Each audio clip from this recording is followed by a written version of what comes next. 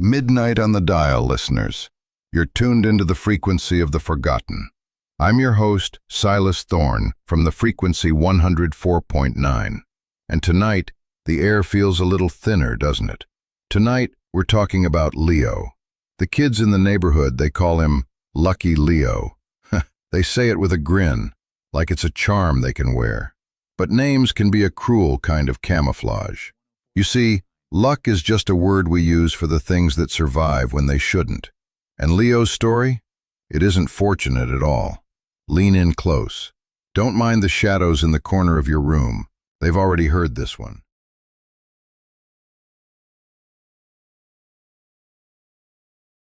The thing about Leo was that the universe had it out for him personally. Not in the dramatic lightning bolt way. In the quiet, humiliating way.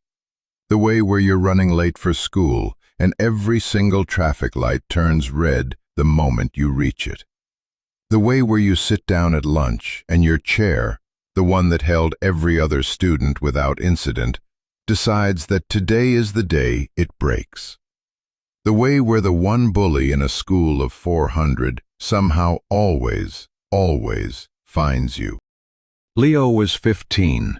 Perpetually damp from some puddle or another, and he had long since stopped asking why. He'd made peace with it, the way you make peace with a chronic condition. Not happily, just quietly. Which is why, on a gray Tuesday in October, when he ducked into an alley to avoid a thrown water balloon and found himself standing in front of a shop he had never seen before, he didn't run. He was already wet. What else could go wrong? The shop had no number. Its sign, wrought iron, gilded letters, read simply, "The Gilded Cricket." The door opened before he touched it. Inside, it smelled like cedar and old coins, and something else, something electric, like the air before a storm. "You're later than I expected," said the voice. Behind a glass counter stood a woman who could have been 30 or 300. I'm sorry. I've never been here before. "I know. That's why you're late." She set something on the counter. Leo stepped forward despite himself. It was a pocket watch, silver, or it had been once. It was shattered. A crack ran from 12 o'clock all the way to the center like a bolt of frozen lightning. And yet, impossibly, the hands still moved. What is that? "A solution to a problem you've had your entire life." She explained it the way someone explains a bus schedule, plainly, without drama, as though the rules of reality were simply inconvenient logistics. 12 clicks. Each one activated 60 minutes of corrected fate. During that hour, the world would bend, gently, naturally, invisibly, so that things went right. Not magically, not obviously, just right. That's impossible, Leo said, and then remembered he was standing in a shop that hadn't been there an hour ago, talking to a woman who seemed to have been expecting him, and revised. How much does it cost? Madame Vera looked at him with those winter sky eyes for a long moment. "Take it. The cost comes later. It always does." She wrapped long fingers around his wrist before he could move. Not hard, but certain. "Balance is a law, not a suggestion. What you take in light, you must eventually pay in shadow." Leo looked at the cracked, humming watch. He looked at his reflection in the glass counter. Wet hair, muddy shoes, a bruise on his shin from the chair incident. He thought about the water balloon. He thought about every puddle and every bully and every broken chair. He clicked the button once. The watch shuddered. The tick became a heartbeat.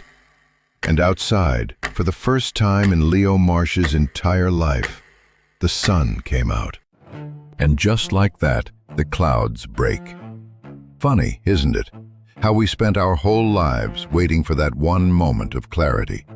That one click where the gears finally mesh, the static clears, and the world finally treats us like we're the guest of honor instead of the unwanted intruder. Leo Marsh didn't know it yet, but he had just walked out of that shop with a borrowed sun in his pocket. He was finally standing in the light. But here's the thing about the light, listeners. It casts shadows, long ones, cold ones, and the brighter the light shines, the darker those shadows have to be. We're going to take a short break to let the dust settle. Check your own watches. Make sure the hands are moving the way they're supposed to. Because once we cross into Act 2, there's no going back to being invisible. Stay tuned.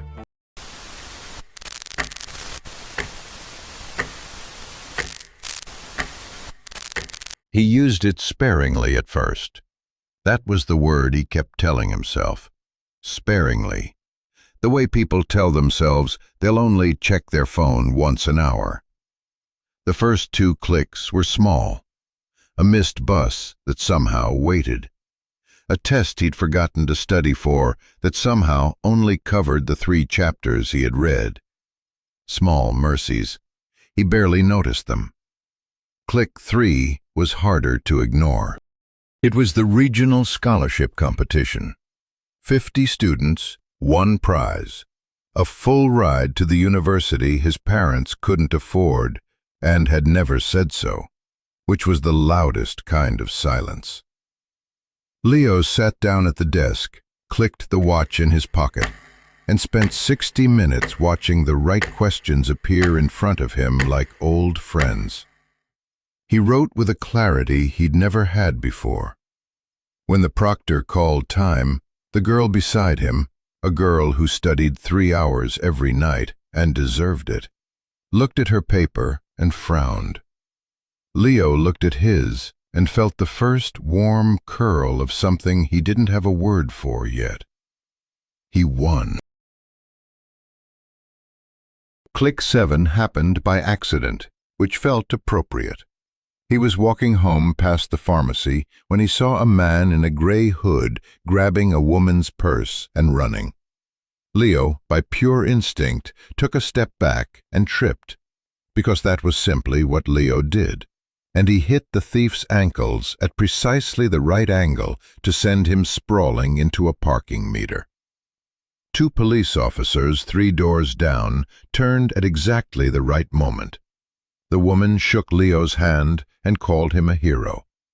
He stood on the sidewalk for a long time after she left, turning the watch over in his palm. The silver was less silver now. The crack had darkened. He told himself it was a trick of the light. Click 8 happened on a Tuesday, 4 days before Declan's party. The high from the pharmacy incident, the hero of 4th Street phase, was beginning to sour. People expected Leo to be brave again. They looked at him in the hallways with an expectant squint, waiting for him to do something remarkable. The pressure felt like a physical weight, heavier even than the watch itself.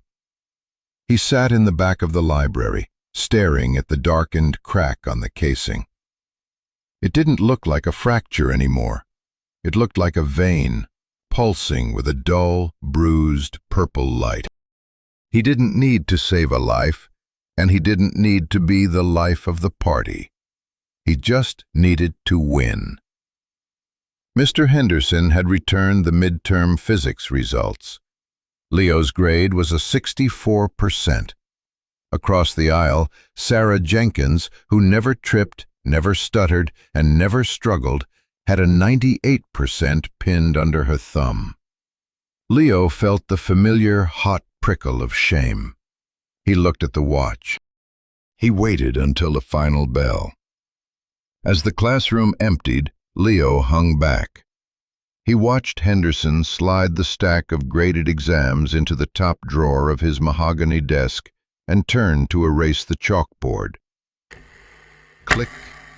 The sound was louder this time, a heavy metallic thud that resonated in Leo's marrow. For the next 60 minutes, the world didn't just slow down, it smoothed out. Leo didn't trip over the rug on his way to the desk. His fingers didn't tremble as he slid the drawer open. He found his paper, found a red pen that matched Henderson's ink perfectly, and with a steady hand he'd never possessed, he transformed his 6s into 8s and his 4s into 9s. He didn't stop there. He spent the remaining 55 minutes in the restricted archives of the library, memorizing the answer keys for the finals, moving with the silent grace of a ghost.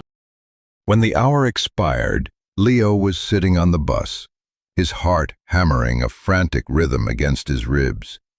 He felt sick, but he also felt solid. The next day, Henderson called him up. A clerical error on my part, Leo. I misread your total. You actually topped the class. As Leo walked back to his seat, he felt the gaze of his classmates. It wasn't the hero look from the pharmacy. It was respect. It was the look given to a peer, an equal. He realized then that the watch didn't just give you an hour. It took something in exchange. It took the version of Leo that was allowed to fail. And as he prepared for Click 9, he realized he didn't miss that boy at all. Click 9 was different. Click 9 was a choice. He'd been invited to Declan Reese's house party. Declan, who was the kind of popular that felt like a weather system, who moved through school the way Leo never could, effortlessly and without damage. Leo clicked the watch in the driveway, walked in, and spent 60 minutes being exactly the version of himself he'd always wanted to be. Funny when he meant to be funny. Steady when someone told a story he could build on. Present and interesting and seen. It didn't stop when the hour ended. That was the thing. The watch gave you the hour, but people's memories lasted longer than that. By November, Leo Marsh, previously known mostly for the chair incident, and before that the puddle incident, and before that the fire drill incident that was genuinely not his fault, was someone people wanted to be around. And then there was Maya. Maya Osei sat in front of him in AP Literature, and she had this habit of tilting her head to the left when something in a book surprised her that Leo had been cataloging since September. She laughed like she was slightly embarrassed about how much she meant it. She remembered the names of everyone's siblings. He hadn't used the watch around her, not once. He'd been too scared to. Which meant every conversation they had, every shared walk to the parking lot, every late-night texting about whether the ending of Their Eyes Were Watching God was hopeful or devastating. That was real. That was just him, the new him, the him the watch had helped him become. You're different this year. She told him one afternoon, leaning against the lockers. Good different? She tilted her head to the left. Yeah, really good different. He was falling in love for the first time in his life. And for the first time in his life, it seemed to be going somewhere. He had 3 clicks left. Click 10 was a defensive strike. 3 weeks after Declan's party, the old Leo threatened to resurface.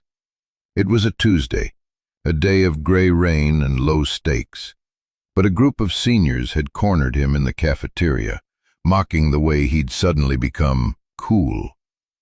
They were looking for the stumble, the stutter, the crack in the veneer. Leo didn't even hesitate. He clicked the watch under the table. For 60 minutes, he dismantled them. He didn't use his fists, he used his tongue. He was sharper than they were, colder, and utterly unshakable. By the time the hour ended, they weren't laughing, they were leaving. The social hierarchy had recalibrated.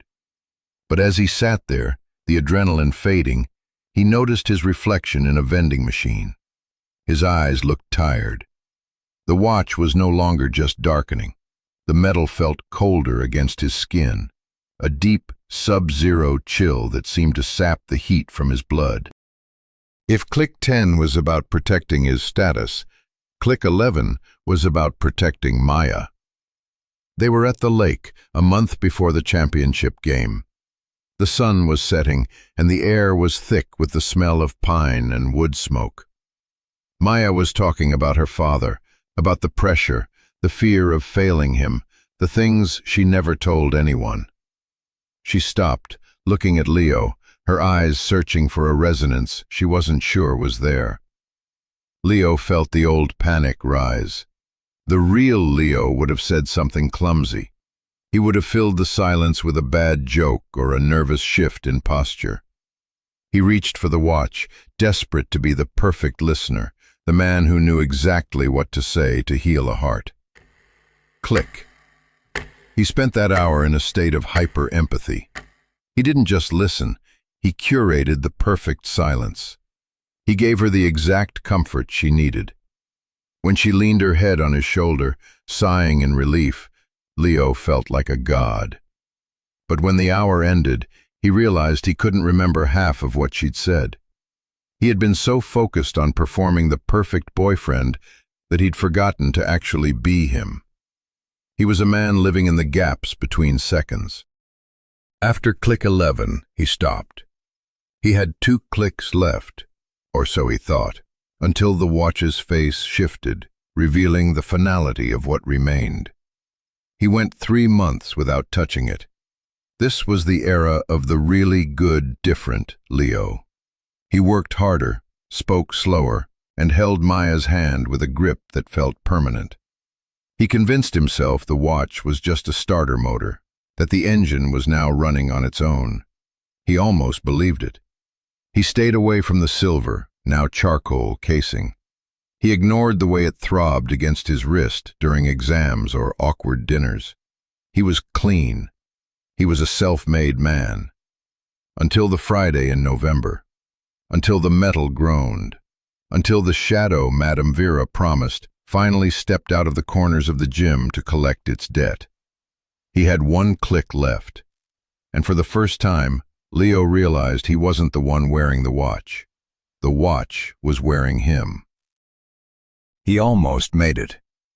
The championship game was the last Friday of November. Basketball, packed gymnasium, streamers and noise, and 100 phones raised to capture it.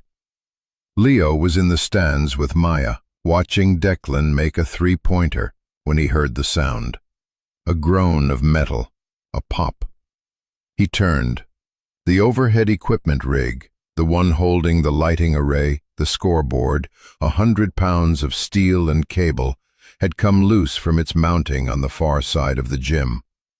It was swinging, slowly at first, then faster, pendulum heavy, moving directly toward the section of bleachers where 24 students sat. Leo saw Maya. He saw the crowd. He saw the rig. He looked at the watch. It was nearly black. Where it had once been polished silver, it was now the color of a dead coal, matte and lightless. It hummed against his palm with a frequency he felt in his back teeth, something between a vibration and a hunger. Madame Vera's voice in his memory. What you take in light, you must eventually pay in shadow. He looked at Maya. He pressed the button. Click 12. What happened next was the kind of thing that gets called a miracle in the school newsletter. A janitor, carrying a long-handled broom for reasons no one could quite explain, managed to knock the rig's swing off axis at exactly the right moment. A student near the wall hit the emergency cutoff switch she'd never known was there. The rig crashed into an empty corner, loud and harmless as a thunderclap with nothing to strike. The gymnasium erupted, and in the noise and the relief and the joy, Maya grabbed Leo's face and kissed him, and he kissed her back. And for 60 minutes, Leo Marsh stood in the warm center of the best moment of his life. He didn't notice when the hour ended. He didn't notice when the watch stopped ticking. He didn't notice when it turned, slowly, to smoke.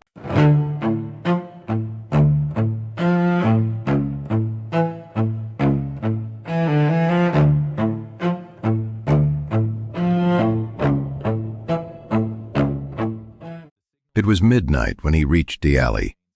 He was still glowing, still carrying the shape of Maya's hands on his face. The smoke where the watch had been still clung to his palm, and he'd ignored it. Told himself it was condensation. Told himself everything was fine. The gilded cricket was still there. He hadn't been sure it would be. Madame Vera stood behind the counter as though she had never moved. I've come to settle, Leo said. He'd thought about this on the walk over. He was ready to lose the scholarship.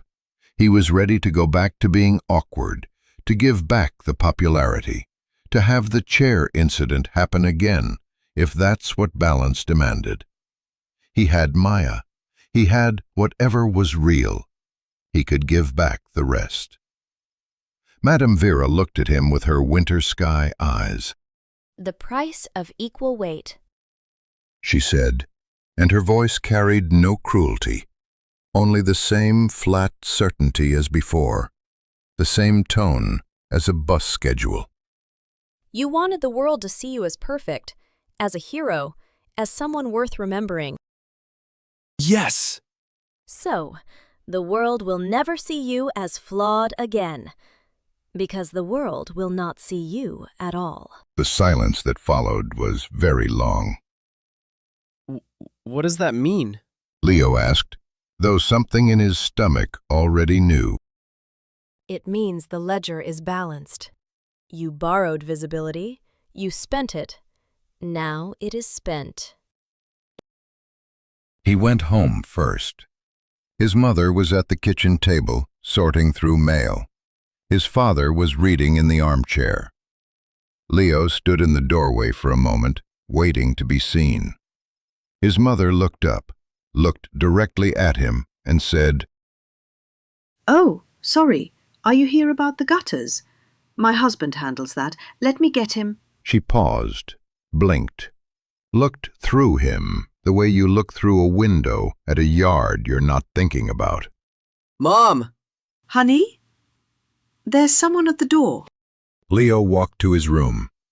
His soccer trophy was still on the shelf. His books were still on the desk. His name was still on his bedroom door in the wooden letters his grandmother had painted when he was 6. All of it still there. His room, full of him, belonging entirely to a person that no one in it could see. He found Maya on the front steps of her house, still up, texting someone in the warm gold light of the porch lamp. Maya? He said. She looked up. Her face arranged itself into the polite, slightly cautious expression you use for strangers. Hey, are you lost? It's me! It's Leo! She looked at him kindly, the way you look at someone who might be confused. I'm sorry, but I don't think we've met. He stood on the sidewalk and looked at her for a long time. She went back to her phone and walked away. He checked his birth certificate at midnight, sitting on the floor of his room with the family files spread around him. His name was there, in the right place, in his mother's handwriting. The ink had faded to a pale white, visible only if you tilted the paper at an angle toward the light, like a watermark of a person who had almost existed.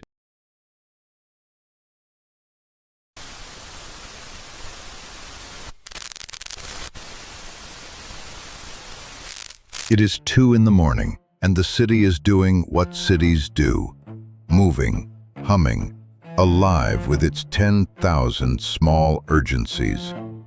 A cab drifts past him. It swerves, slightly, naturally, without the driver knowing why. A woman walking a dog takes a half-step left as she passes him. The dog doesn't bark.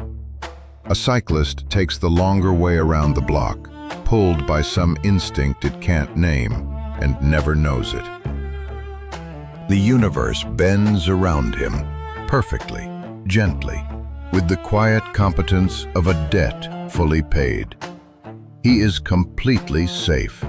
He is perfectly lucky.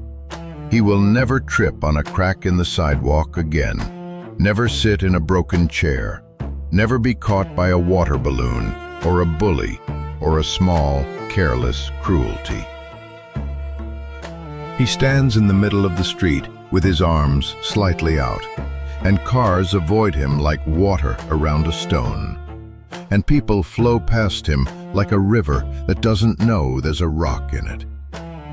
And somewhere across the city, Maya Osei is texting someone about the miracle at the championship game, trying to remember the name of the boy who was there, the one who seemed to know her, and she can't quite.